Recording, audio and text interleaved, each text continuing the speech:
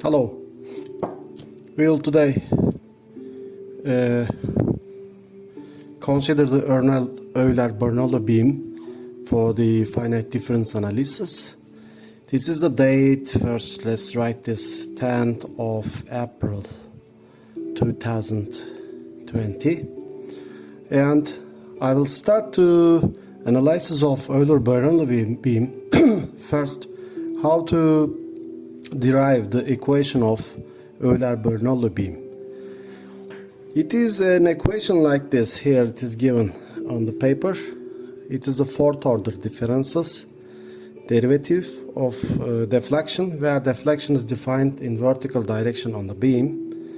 This is the beam wherever you support. Okay, this is a free beam. Now I just gave some example here. For example, if we have an A reaction here, a B reaction here, and a distributed load like this, which is Wx or the Vx, let's say. In this case, there will be shear distribution like this in the beam, and the moment distribution like this. Okay, I think you all remember, first of all, what is the shear? Shear is the integration of this distributed load. You see, what is the moment? Moment is the integral of the shear. I gave you some simple definitions. Y gives us deflection, y prime is the slope of the beam with respect to the horizontal direction, slope of the tangent line, let's say. Y double prime gives us the something about moment. The other one, y triple prime, is the shear, or it, in the case of a point load we use it. Okay, and the y fourth derivative gives us the distributed load relationship. As you see from the equation, this is the fourth order derivation with respect to x of deflection, so it is directly related with the distributed load. I think you see all. Okay, now I'll start from first. Remember the curvature formula. I think you all know this. It is the curvature definition, comes from the geometry. This is another topic that we can derive it, but now I'm giving it to you directly. As you see the formulation, the curvature.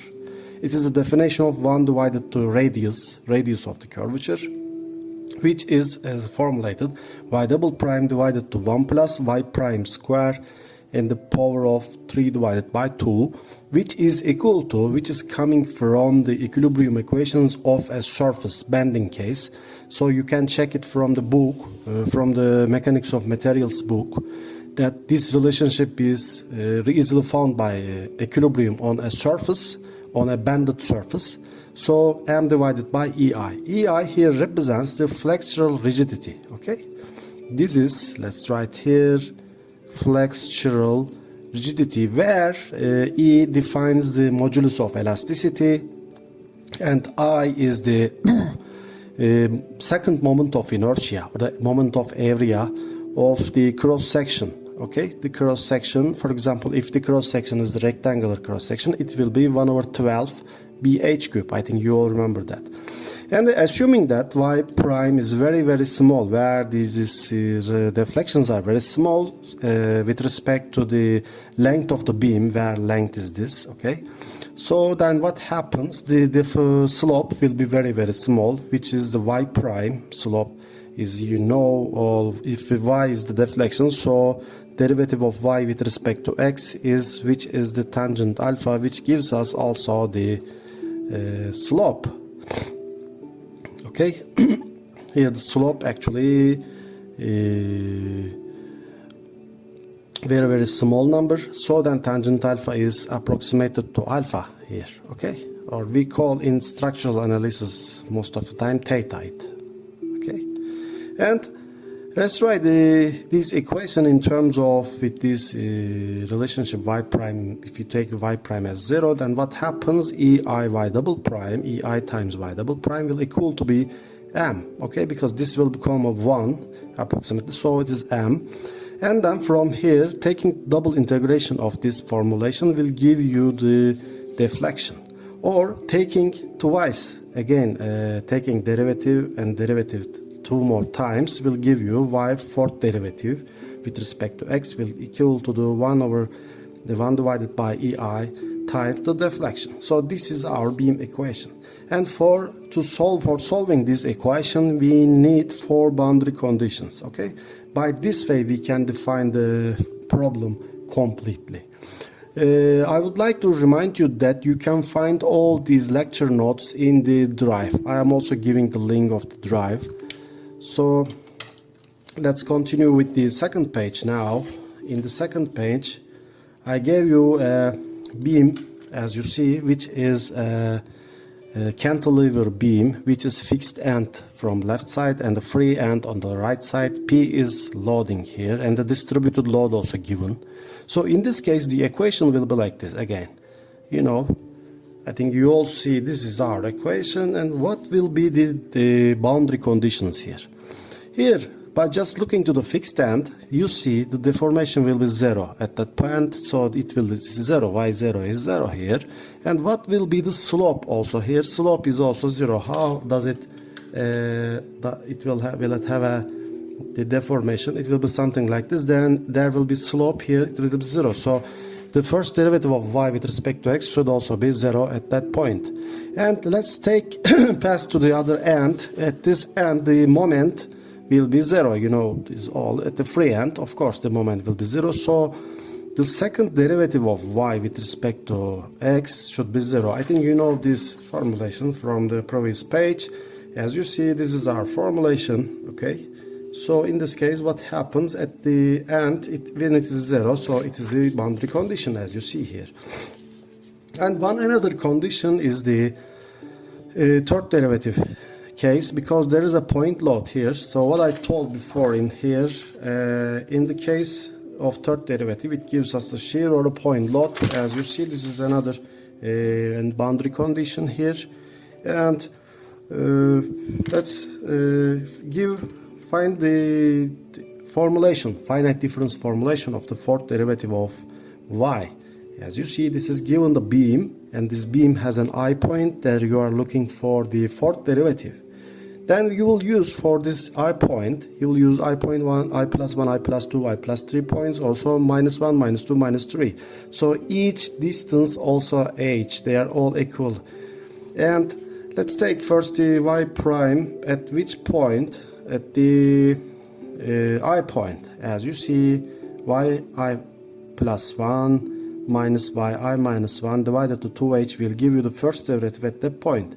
What is the second derivative at the I? Again, you know, taking the first derivative here, this is the first derivative at that point, which is I plus 1 over 2 point. This is, okay.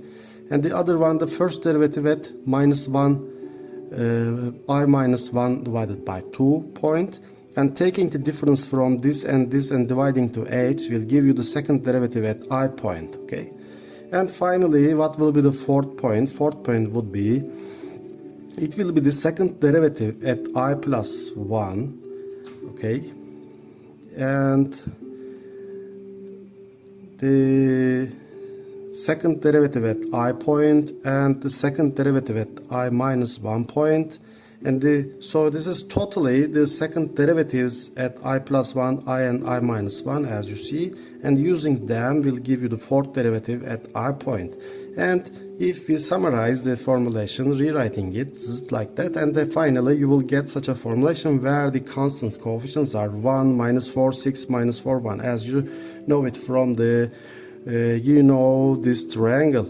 1, 1, 1, 2, 1, 1, 3, 3, 1, and 1, 4, 6, 4, 1. Okay, as you see, these are the coefficients. Also, we will use in the finite difference formulations this third derivative. So we need to also define what is the third derivative of something in terms of finite difference formulation. But I will do it also here. Here, as you see, this is the another. I draw it twice. Here, I plus 1, I minus 1 again, and first of all, what I'm giving here, the first derivative at that point. Where is this point? Here it is. I found it here. Here, this is the point where I found the first derivative, and I found also the first derivative also where I minus 1 over 2. Where this is also, I found it here again to find the second derivative at that red circled place. You see this is the second derivative by taking the difference of this to this and dividing it to h, because the distance between them are h.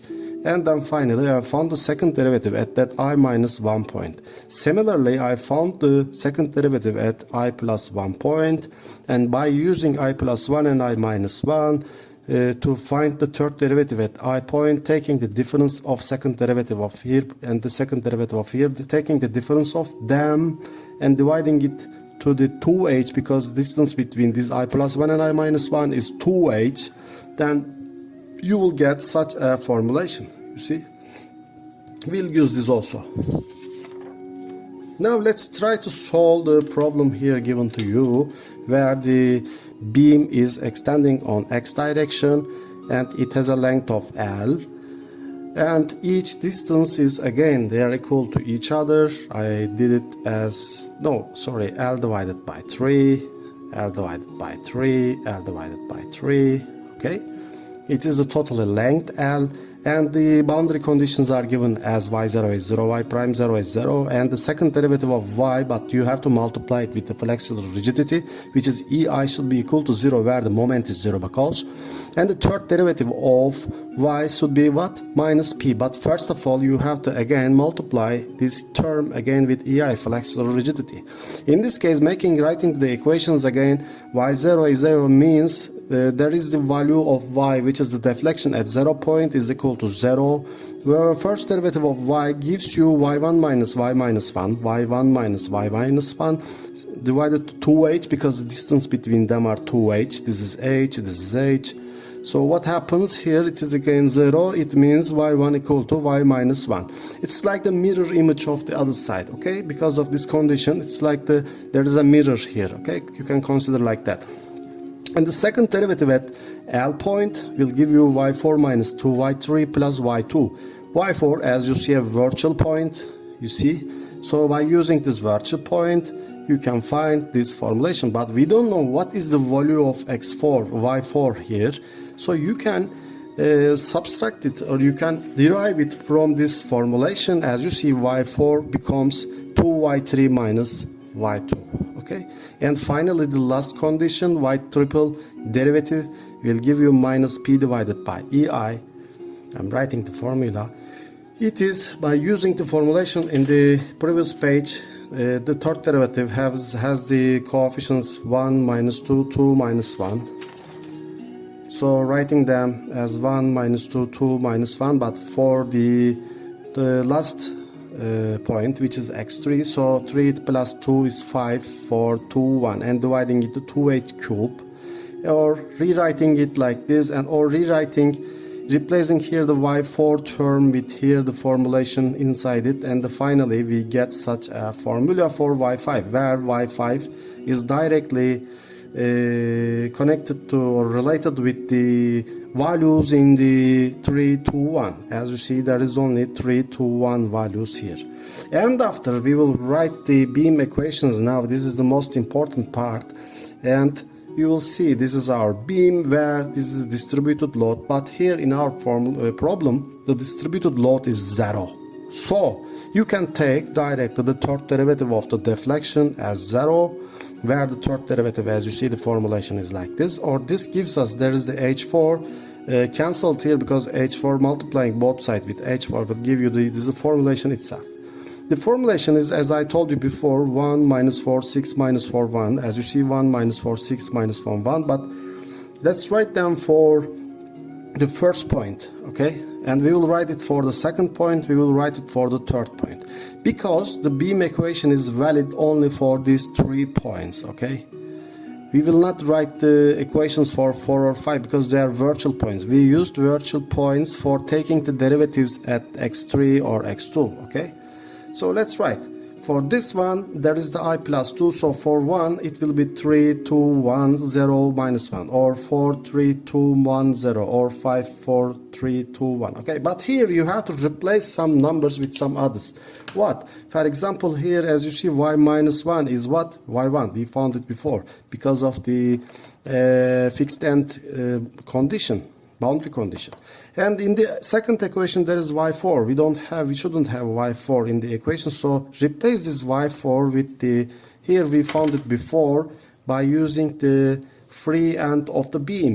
y4 is equal to 2y3 minus y2. Okay, you have to replace it with this. And then finally there is the last equation, but in the last equation we have y5. You have to replace this y5. We found it before here, as you see. This is our y5. You can replace it with this. And there is a y4. You can replace y4 also with this, and then you will get the equations in terms of y1, y2 and y3 only. Here I wrote it for you, rewriting equations like this. It's very easy, as you see here, 7y1, 4y2, y3, etc. I wrote everything in terms of y1 and y3, and if you write them in form of matrix, and after you can use some method to take the inverse of that matrix. What is the system of equations here? Let me write it here. For example, here there is these constant coefficients are 7 minus 4 1, you see, or minus 4 5 minus 2, 2 minus 4 2. Okay, so let's say this is the coefficient matrix multiplied with the y vector, which is equal to our vector here given. Which vector is this? You know, 0 0 2 ph cubed divided by ei. So to find the y, what you have to do is a minus 1 times f will give you the result. But here I am not taking the inverse directly, or I'm using the method of what? Gauss elimination, which is very practical method to find the solution of such systems. Here in some steps I'm using the first row to eliminate this minus 4 or 2, both of them. So first of all, for the second row, I am multiplying the second row with the 4 divided by 7 and summing up, 7 divided by 4. The second row I am multiplying with the 7 divided by 4, and summing up with the first row, we will get these numbers. And again, I am doing the same, but this time I am multiplying third row with 7 divided by 2, everything, and summing up with the first row, we will get these numbers here, as you see. And one final more step will give you, by using the second and third row, multiplying this third row by 4.75 divided by 10 and summing up these two rows will give you, at the third, we will get 0.35. Then I got what? The upper triangle matrix. We call it as the upper triangle matrix. Then this matrix gives us directly, for if you solve for the last row, what you find, you can divide this number to this number, and then you will get directly 4.5 ph cube ei. Or if you write h in terms of L, which is L divided by 3, you will get 0.3519 pl cube ei. Exact solution, we know, if you check it from somewhere, it is 0.3 times pl cube ei. Or you know this formulation already, which is something like, you know, pl cube 3 ei. So I wanted to show you this 0.35 and 0.3333. They are very close to each other. Even we solved by taking very long h stepping, but even though in this case we found such a good number, then you can calculate the error, or the exact error. This is called as exact. As you see, when you take the difference between this number and this number and taking the percentage, you will find 5.6% error. This is very good approximation, and by this way you can solve any other problem. In the next lecture hour, I will also solve you some other problem. I will decide it later. So thank you for your listening, and see you next week.